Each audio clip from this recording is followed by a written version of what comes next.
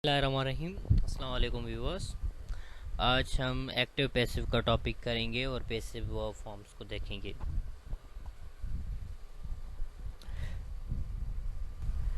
अगर हम passive verb को देखें तो पैसिव वर्ब होता है, passive verb is a form of be and a passive participle.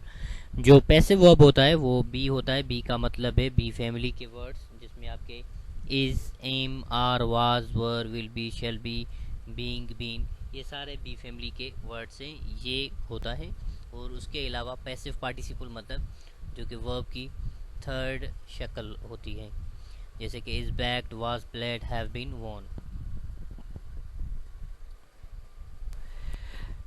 अगर टेंसेस के लिहाज से अगर हम देखें तो पैसिव प्रेजेंट सिंपल टेंस की सिंपल होती है वी प्ले क्रिकेट, ये एक्टिव है, इसकी पैसिव होगी। हम ऑब्जेक्ट को सब्जेक्ट बनाएंगे।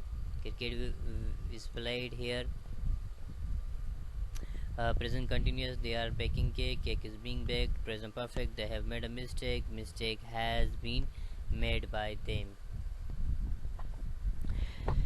एक सिंपल सा एक फिनोमेना है। पैसिव हम उस कंडीशन में करते हैं जब हम ऑब्जेक्ट को इम्पोर्टेंस दें। अब ये जो सारे एग्जांपल है ये तो बेसिक हैं कि नॉर्मली जब हम सीखते हैं तो स्टार्टिंग हम बेसिक से ही करते हैं टेंसेस से।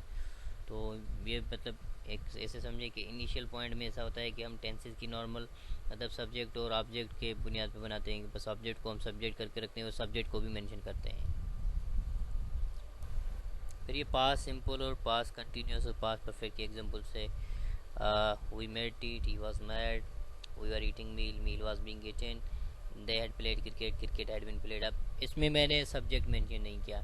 अमूमन जो रियल पैसिव होती है उसमें होता ही ऐसा है कि हम एजेंट जो होता है उसे मेंशन नहीं करते। और जैसे कि इसका जो इस्तेमाल होता है ये भी ऐसे समझिए कि डायरेक्ट एंड इनडायरेक्ट के फॉर्म में होता है, क्योंकि ये भी एक इनडायरेक्ट स्पीच ही होती है। जब हम पैसिव करते हैं तो हम किसी और की बात बताते हैं कि कोई चीज़ हुई है या किसी ने कुछ किया है। सो ये एक्टिव स्पीच तो नहीं होती। एक्टिव हमारे फर्स्ट पर्सन सेकंड पर्सन, ये तो हमारी एक्टिव स्पीच हम एक आपस में हो जाती है। लेकिन जब पैसिव होती है तो उसमें अमूमन हम ऑब्जेक्ट्स की बातें करते हैं, किसी चीज़ की सिग्निफिकेंट बताते हैं। बाकी अगर आप देखें use be plus a passive participle after will, be, going to, can, must, have to, ये जितनी भी स्ट्रक्चर्स है या आपके मॉडल्स है उनके साथ मतलब बी होता है। बी के बाद या जितने आपके मॉडल है तो फिर मॉडल के साथ भी बी लग के वो पैसिव हो जाता है। जैसे will go, will be gone, has to go, has to be gone. Mostly subject is left out in passive, but when it gives additional information then it's used.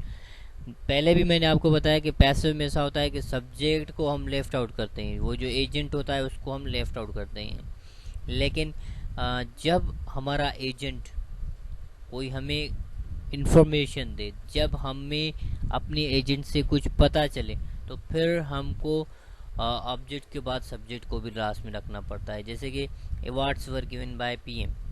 अब यहाँ पे नेसेसरी है कि ये मेंशन किया जाए कि अवार्ड्स दिए किसने थे। अब ये जब हम कोई बंदा बोलेगा तो उसमें थोड़ी बहुत कन्फ्यूजन वगैरह होगी अंडरस्टैंडिंग में। जब अंडरस्टैंडिंग का प्रॉब्लम हो जाता है तो फिर हम एजेंट को लाते हैं।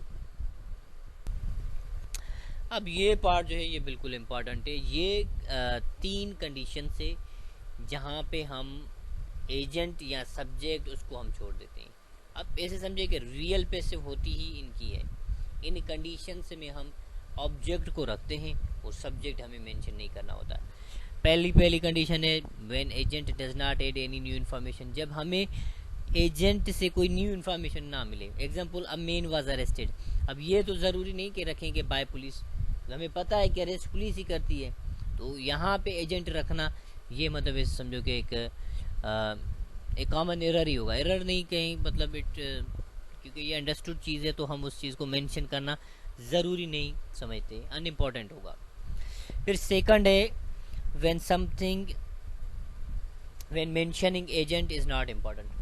अब ये वो कंडीशन है जब हमें एजेंट को मेंशन मेंशन करना ज़रूरी नहीं होता कि हम एजेंट को मेंशन करें। The streets are cleaned every day, अब ये नहीं कहेंगे कि मतलब कि कोई स्वीपर करता है या मतलब कोई स्ट्रीट से हो सकता है, बट हमारे लिए जो इम्पोर्टेंस रखता है वो क्या है कि स्ट्रीट्स की सफाई होती है। किसी ने सवाल पूछा कि क्या मतलब स्ट्रीट्स की सफाई होती है, तो आप जब उसका रिस्पांस देंगे तो yes the streets are cleaned every day, तो ये तो आप नहीं कहेंगे कि बाय स्वीपर या बाय फ्लान या कोई भी बंदा। Last but not the least, when it's difficult to tell who is agent. अब आइडेंटिफाई में मुझसे मिस हो गया है, तो यहाँ पे तो आइडेंटिफाई होगा when it is difficult to identify that who is the agent. Like A was killed in Karachi, कि ए को किसी ने कराची पे कत्ल कर दिया। जब आपके एजेंट की पता ना हो, कोई रॉबरी हो गई है, किसी ने रॉबरी की है, कोई वाकया हुआ है, अननोन चीज़ है। अब जब अननोन जो सारी चीज़ें होती है उसमें, क्योंकि जो चीज़ हुई होती है उसका तो हमें पता है लेकिन करने वाले का पता नहीं होता, मतलब एजेंट का हमें इंफॉर्मेशन नहीं होता। सो अननोन सिचुएशन हो आपके पास, या आपका एजेंट कोई न्यू इन्फॉर्मेशन ना दे, या आपके एजेंट को मेंशन करना कोई इम्पोर्टेंस ना रखे, तब हम पैसिव करते हैं और जो हमारा ऑब्जेक्ट होता है उसको हम प्रायोरिटी देते हैं और फर्स्ट प्लेस में रखते हैं। Thank you very much, goodbye till next time.